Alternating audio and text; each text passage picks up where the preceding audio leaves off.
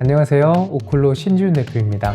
요즘 부모님들이 아이 건강에 대해서 중요하게 생각하는 것들이 몇 가지가 있는데요. 그중 3대 관심사가 아이 키 성장, 그리고 집중력 문제, 그리고 세 번째가 근시 관리입니다. 오늘은 검안사의 시선에서 근시 관리에 대한 측면을 이야기해 보도록 하겠습니다. 근시는 사실 단순히 안경을 써야 된다는 문제만 가지는 건 아닙니다. 근시 자체가 안구의 길이가 길어지는 것들이 문제가 되는데요. 이게 고도 근시로 가게 되면은 황반 변성의 유병률이 10배에서 40배까지 올라가게 됩니다. 보통 담배를 피는 경우에 흡연과 이어지는 경우가 한 15배에서 30배 정도를 얘기하니까 단일 요소로서의 발병률은 거의 최고라고 봐야 될 것 같습니다. 그리고 근시 같은 경우에는 어린이가 성장하는 시기에 대부분 만들어지기 때문에 그때 관리하는 것이 굉장히 중요한 포인트입니다. 오늘은 근시 억제를 하지 않으면 어떤 문제가 생기고 근시 억제를 할 수 있는 방법들이 대략 어느 것들이 있고 근시 억제 안경 렌즈는 정말로 효과가 있는지, 그리고 어떻게 근시 억제 렌즈를 맞추고 관리해야 근시 억제 효과를 잘 낼 수 있는지에 대해서 소개해 드리도록 하겠습니다. 우선은 근시가 왜 황반 변성을 더 많이 발생하게 하는가에 대한 것부터 간략하게 설명을 해드리도록 하겠습니다. 이렇게 안구 모형을 보면 초점이 안구 앞쪽에 이렇게 맺히는 상태를 근시라고 합니다. 만약에 내가 이렇게 정시 상태로 망막에 정확히 초점이 맺히고 있었다라고 하더라도 만약에 안구가 더 길어지게 되면은 당연히 초점이 상대적으로 앞쪽에 맺히는 상태가 되겠죠. 이렇게 생기는 근시를 축성 근시라고 합니다. 마치 이 안구의 길이도 커지면서 풍선의 막이 얇아지는 형태처럼 망막과 그 주변 맥락막도 얇아지게 됩니다. 그렇기 때문에 맥락막이라는 이 막이 얇아지게 되면 문제가 또 생기게 되는데요. 이 맥락막에서는 영양과 산소를 공급하는 혈관들이 많이 있습니다. 근데 그 부분이 얇아지게 되면 망막에다가 영양과 산소를 공급하는 게 어려워지게 됩니다. 그리고 맥락막과 망막에 브루크막이라고 하는 막이 있는데 그 막 자체도 균열이 생깁니다. 그럼 그 균열 생긴 부분에 영양과 산소 공급이 잘 안 되니까 조금 불안정한 혈관들이 안쪽으로 이렇게 자라 들어가게 됩니다. 그럼 그 혈관들이 터지면 습성 황반 변성이 되고요. 영양 자체 공급이 잘 안 돼서 위축이 되면 그냥 건성 황반 변성이 됩니다. 그래서 결론적으로는 근시 자체가 안구가 커지는 거다 보니까 망막이나 주변 부분을 얇게 만든다. 그래서 고도 근시로 넘어가면 그 얇아진 것 때문에 생기는 황반 변성 유병률이 높아지게 된다. 그래서 이런 문제를 직시하고 안과 의사, 검안사, 치과학자들이 참여하는 이 컨소시엄에서 IMI, 그러니까 근시 관리 가이드를 발표하였습니다. 오늘은 그걸 보면서 제가 간략하게 근시 관리에 대한 측면들을 설명을 조금 드리도록 하겠습니다. 이 앞에 이미지를 보면은 2020년도 기반으로 국제 근시가 한 30% 정도 차지하고 있다라고 이야기를 하고 있고요. 2050년 기반으로 50%를 넘어갈 것이다. 그리고 그 중에서 10%가 고도 근시를 차지할 것이다 라고 이야기를 하고 있습니다. 그럼 이런 리스크들이 생기는 팩터가 뭐냐 보니까 근거리 작업을 많이 하는 것, 야외 생활이 적어진 것, 그리고 유전적인 원인에 의해서 이런 리스크 팩터가 있다라고 이야기를 하고 있고요. 그리고 항상 근시를 가진 아이들에게는 양한 시기능 관리를 잘 해줘야 된다.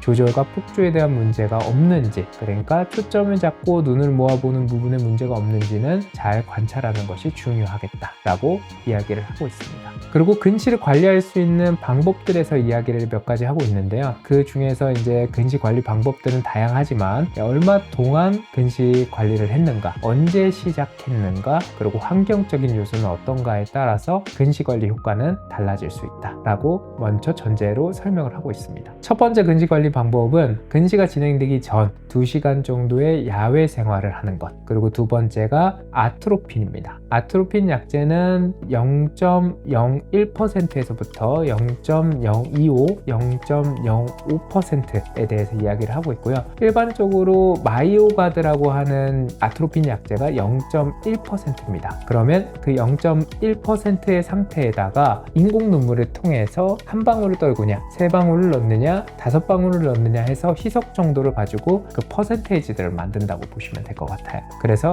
보통은 한 0.01일 때 근시 억제 효과가 30% 정도라고 얘기가 되고요. 0.025일 때 40%, 0.05일 때 50% 정도로 보고를 합니다. 그러니까 농도가 높아질수록 효과는 높아지는데 부작용들이 생깁니다. 아트로핀 자체가 눈에서 초점을 잡거나 동공 크기를 조절하는 데에 신경에 사이드한 영향을 주다 보니까 눈부심이 생긴다던가 초점이 안 잡힌다던가 등의 문제들이 생깁니다. 그래서 처음에는 근시 진행 정도가 조금 많다 싶으면 한 방울 정도만 희석해라 라고 했다가 이런 부작용들이 나타나면 방울수를 늘리면서 컨트롤하는 게 보편적으로 접근하는 시선입니다. 그리고 옆에 이제 이미지를 보면은 안경 렌즈에 대한 설명들이 있는데요. 안경 렌즈 중에 이렇게 링으로 되어 있는 타입이 있고 약간 점점점점점 되어 있는 타입이 있습니다. 이게 요즘에 보고하는 국제적 근시 진행 효과 중에서 가장 높은 타입의 안경 렌즈라고 보시면 될 것 같습니다. 하나가 이제 에실로사에서 나오는 스텔리스트라고 하는 안경 렌즈고요. 하나는 호야에서 나오는 마이오 스마트라고 하는 안경 렌즈입니다. 그리고 옆부분에 보면은 누진 다초점 같은 타입의 안경 렌즈도 있거든요. 요거 같은 경우에는 근시 억제율을 한 20% 정도로 보고를 합니다. 그러면 마이오 스마트나 스텔리스트는 어느 정도로 보고하냐면 한 50에서 60% 정도의 근시 억제율을 보고합니다. 그리고 옆쪽으로 가면 소프트 콘택 렌즈도 있습니다. 그리고 아래에는 하드 콘택트 렌즈인 드림 렌즈 계열이 있습니다. 그래서 윗부분에 소프트 콘택 렌즈는 가장 유명한 게 마이사이트라고 하는 소프트 콘택 렌즈가 있고요. 보통 보고되는 건 한 40에서 50% 정도의 근시 억제율을 보고합니다. 드림 렌즈도 비슷한 억제율을 보고하고 있습니다. 현재 기준으로 그럼 FDA 승인을 받은 근시 억제 타입은 어떤 게 있는가 보면은 근시 억제 안경 렌즈인 스텔리스트가 FDA 승인을 받았고요. 그리고 두 번째로 마이사이트라고 하는 소프트 콘택 렌즈가 FDA 승인을 받았습니다. 그럼 아트로피는 FDA 승인을 받았냐? 오프라벨 상태로 활용이 되고 있습니다. 그리고 드림 렌즈 같은 경우는 FDA 승인을 굴절 교정용으로 승인을 받았습니다. 드림 렌즈를 끼면 드림 렌즈를 낀 상태에서 잠을 자고 다음날 안경을 쓰지 않고 생활할 수 있다라는 측면으로 승인을 받았다. 근데 사이드하게 근시 억제 효과도 있더라 라는 측면으로 이해해 주시면 좋을 것 같습니다. 그럼 FDA 승인을 받았다는 건 어떤 뜻일까요? 이거 팔아도 된다 라고 승인을 받았다는 걸까요? 그게 아니라 아주 엄격한 기준에 맞춰서 연구를 진행하게 됩니다. 그럼 너네가 연구했던 자료를 제출해야 돼 이런 게 아닙니다. FDA에서 제공하는 그런 환경에 맞게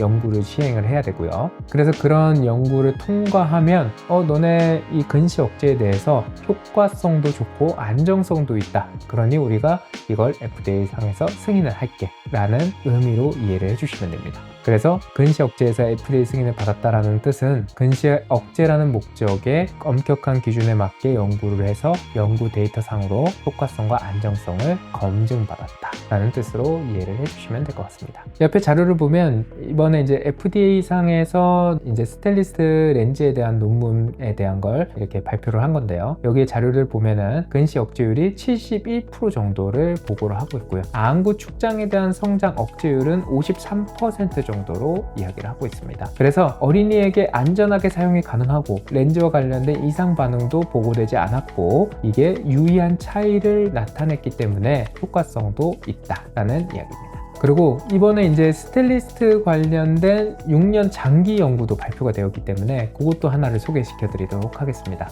그리고 또 자료를 한번 보시면요. 장기간의 연구를 했다는 게 어떤 의미를 가지는지에 대한 설명부터 제가 간략하게 해드리면요. 이게 초반에 연구를 시작했을 때가 대상자가 8세에서 13세 정도의 아동이었습니다. 근데 지금 6년이 지났으니까 8세는 14살이 됐고 13살은 19살이 됐다는 의미입니다. 그럼에도 불구하고 효과성이 있는가를 확인하겠다는 겁니다. 그리고 원래 2년간의 연구를 했을 때도 굴절값에서는 67%의 억제를 보고했던 연구 결과가 있고요. 안축장 변화도 60% 정도를 보고했었습니다. 이번에 이제 6년간 데이터를 가지고 연구를 했을 때 전체 초기에 참여했던 참여자의 72%가 6년 동안 임상시험 연구에 참여를 했습니다. 그래서 결과를 보니까 6년간 평균 굴절도의 변화가 1.95디옵타가 일반 안경을 쓴 군에 비해서 적게 진행이 된다. 단계로 따지면 8단계 정도의 근시가 적게 진행이 됐다는 건데, 우리가 20단계의 근시를 고도근시라고 얘기를 하거든요. 그러면 고도근시의 거의 절반 정도의 값의 진행이 적게 됐다라고 보고를 하고 있고요. 안구 축장의 성장도 평균적으로 이 타입을 썼던 군이 0.81mm 정도의 근시 진행 정도가 적게 진행됐다. 안구가 적게 성장했다라는 연구 보고가 실려 있습니다. 그러면 이제 근시 억제 안경 렌즈는 안경 렌즈만 잘 쓰면 괜찮은가? 꼭 그렇진 않습니다. 근시 억제 안경 렌즈를 어떻게 맞추고 어떻게 관리하느냐도 이 효과성에 굉장히 중요하다고 봐야 될 것 같습니다. 그래서 시스템상으로 관리하고 있는 것들을 몇 가지 소개를 해드리도록 하겠습니다. 첫 번째로는 아까 IMI 자료에서도 얘기했던 것처럼 양안시 상태를 정확하게 확인할 수 있어야 됩니다. 그래서 초점을 잡고 눈 모으고 하는 것들에 이상이 없는지, 아트로핀을 넣었을 때 그걸 더 증폭하고 안 좋게 만들 수는 없는지, 이런 것들을 지금 정밀하게 확인하고 체크를 해주는 게 중요하고요. 그렇게 하려면 그 검안을 할 수 있는 검안 전문가가 필요하겠죠. 그리고 두 번째는 아이들 생활 환경에 맞는 안경 프레임을 잘 선택을 해줘야 될 거고, 세 번째는 스타일리스트의 전용으로 측정을 또 할 수 있는 이 아이들 고개 돌림이나 시선 집중하지 못한 상태를 고려한 측정 장비가 있습니다. 초점 정밀 측정 장비인데 이 헤드 케이프를 고려해서 측정을 해줍니다. 그렇기 때문에 오류가 현저하게 떨어져서 눈의 초점 위치를 정확하게 맞추기 때문에 스타일리스트 존을 100% 잘 활용할 수 있게 해준다. 그리고 네 번째는 그 상태에 얼굴에 잘 감기고 너무 흘러내리지 않고 고정이 잘 되도록 피팅을 해줄 수 있어야 되고요. 그리고 다섯 번째로 지속적인 관리를 통해서 초점 촬영을 하고 초점이 틀어지지 않는지를 체크해주는 것도 중요할 것 같습니다. 그리고 이런 많은 케이스들을 접해서 가공이나 피팅, 측정 이런 것들의 노하우를 가진 곳에서 교정을 하시면 더 근시 억제 안경 렌즈의 효과를 잘 볼 수 있을 것 같습니다. 그래서 단순히 근시 억제 안경 렌즈는 안경 렌즈를 판매하는 곳에서 맞춘다 이런 의미보다도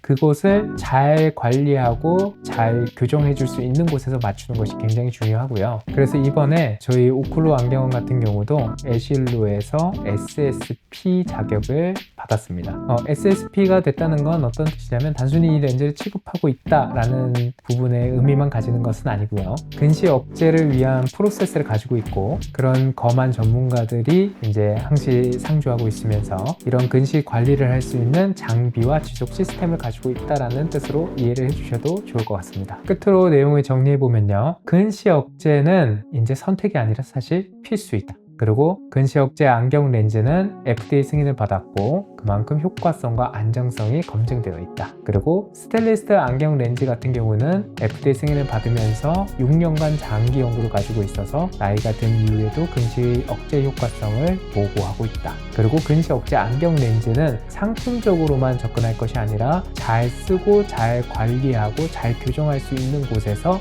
안경 렌즈를 맞추는 것이 굉장히 중요하다. 시기능과 관련된 궁금한 사항이 있으시면 댓글로 남겨주시고요. 매주 시기능과 관련된 정보를 알려드릴 테니 구독과 좋아요, 알람 설정 부탁드리겠습니다. 눈으로 보는 모든 순간이 편안해지도록 오클루가 함께 하겠습니다. 감사합니다. 신지윤이었습니다.